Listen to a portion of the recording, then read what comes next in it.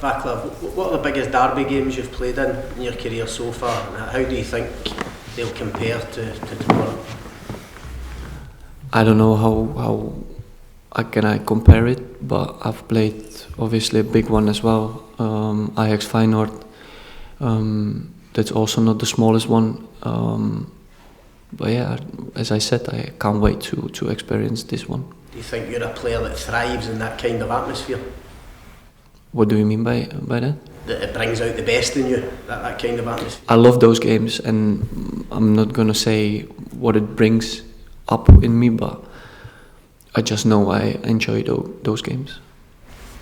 Václav, what do you remember of your last trip to Celtic Park? You scored for Ajax in 2015? Yeah, it was a Europa League game. Was my debut in European games, and it was a good night. What was your impression of Celtic Park that night? I mean, for me, I was more impressed about everything what was going on with me, because it was my debut, so it was kind of new to all the big stadiums. But as I said, it was a very nice night for the club and for myself. What would it mean to you if you could do that again? A lot. So much of Celtic's approach in recent derbies has come through their left-hand side and Maeda. What can you and the captain do to limit his influence on the game tomorrow? I mean, we just have to focus on them as a team, and on us as a team, and that's the most we can do. Can I ask you, when you played in the Ajax Feyenoord games, did you have a good record there? Did you have a number of victories? Was it something that you enjoyed? It's a good question. I don't really know what the record was. Those games were fantastic too, but I don't know what the record was. You've talked, Václav, about the team coming together and using the last game as something to build on.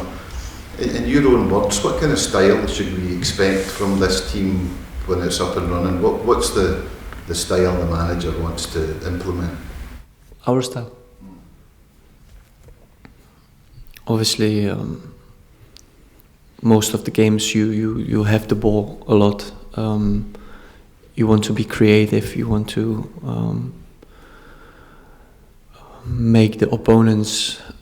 You want to make it tough for the opponents to read us as a team. Have a lot of variations. Try to play nice football and just be aggressive without the ball and demand the tempo of the game. That's what we want to be, and that's what we are training for every single day.